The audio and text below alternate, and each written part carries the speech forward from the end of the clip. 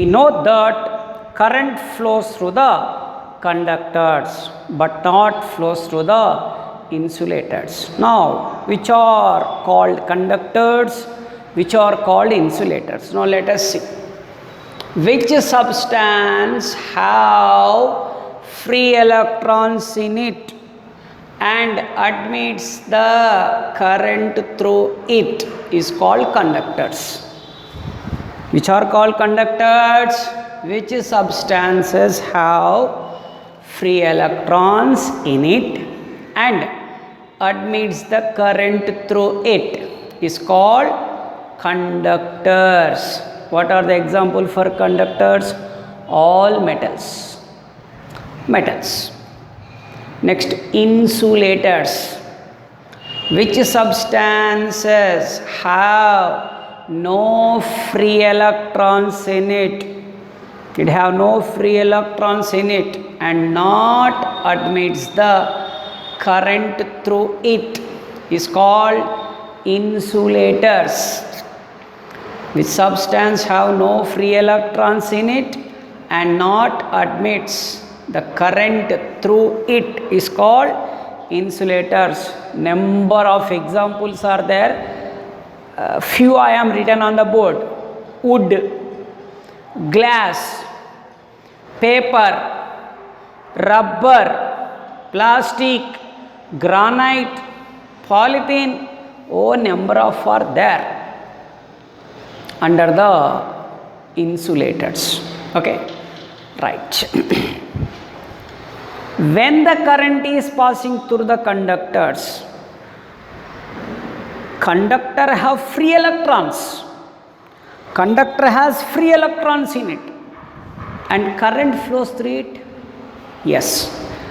If you take this is a conductor, this is one rod, iron rod. Current is passing through this rod? No. Free electrons are exist? Yes.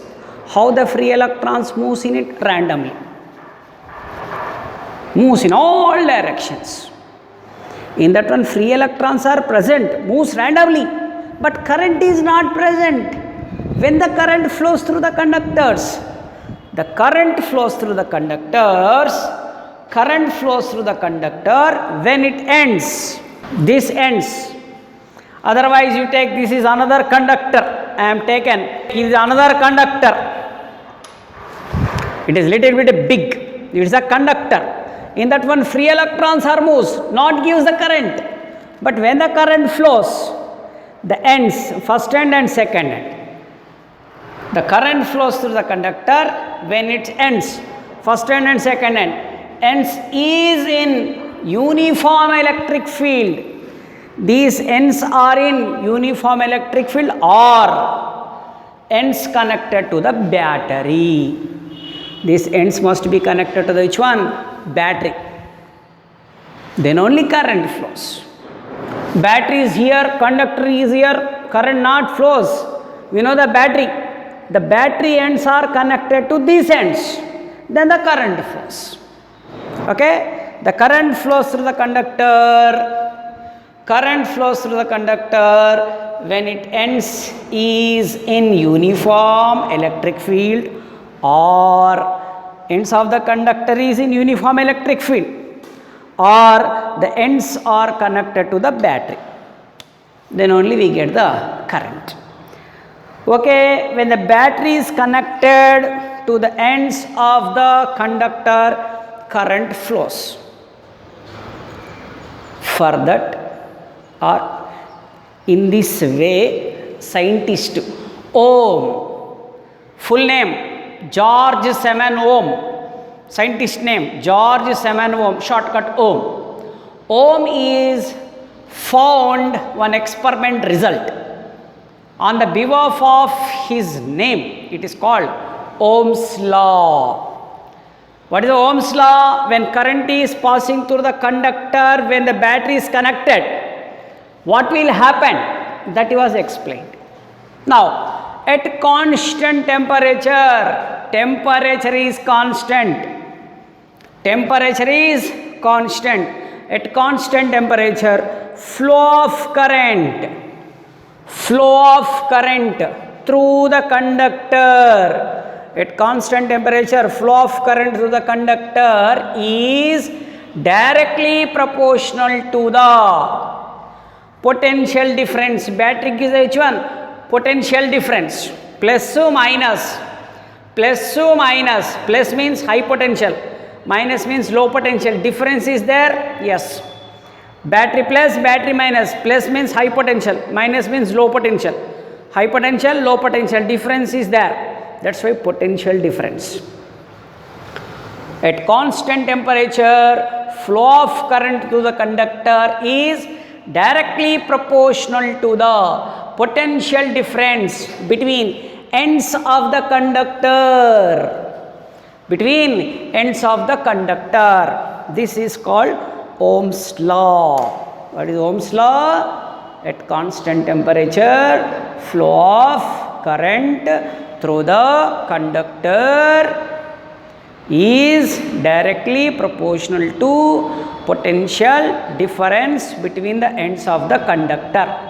This is Ohm's law. This is a fundamental law. This is the fundamental law in current electricity. Now, what is the mathematical form for Ohm's law? V proportional to I. Mathematical form V proportional to I. This topic you are already studied in 10th class, but here we are studying more in our second year syllabus. Okay, what is the mathematical form of Ohm's law? V proportional to R. If you remove the proportionality, we will get one constant. That constant is R. So, mathematical form V proportional to I is correct. Remove the proportionality, we will get one constant, that is proportional constant. What is that one? R. So, V is equal to Ri. V is equal to Ri. This is Ohm's law. And again from this R you can take V by I. R is called as proportional constant, but scientist Ohm is said this R is a proportional constant, but this R is called by one separate name. The name is given by Ohm. The proportional constant R name is called as resistance. Resistance. R is a resistance. How we can write R? V by I. Now what is the unit of the resistance? Ohm. His name only. Why? This name is suggested by him. That's why. What is the unit of resistance? Ohm. Resistance unit is Ohm. How we can write resistance? V by I. V means potential. Potential unit is volt. What is I? Current. Current unit is ampere. That's why what is the unit of resistance? Ohm. Otherwise volt per ampere. But Ohm is also expressed by one symbol, one Greek symbol. That is this. This is called Ohm. Like this. This is called Ohm. This is the symbol for the Ohm. Especially while problems 2 ohms, you can write 2 ohm like this. Okay. Now the Ohm's law is establish the relation between flow of current and potential difference when the current is passing through the conductors. In case of a conductor, one proportional constant is explained by scientist Ohm, and that proportional constant symbol is R. That R is called as resistance. Now what is the resistance? For that he was given one wide explanation. And what is the resistance? In the next class we will discuss what is the resistance and how it is changed and how we can find this. This is very, very important in this chapter. In current electricity, maximum which term we can rigorously or frequently used? Resistance.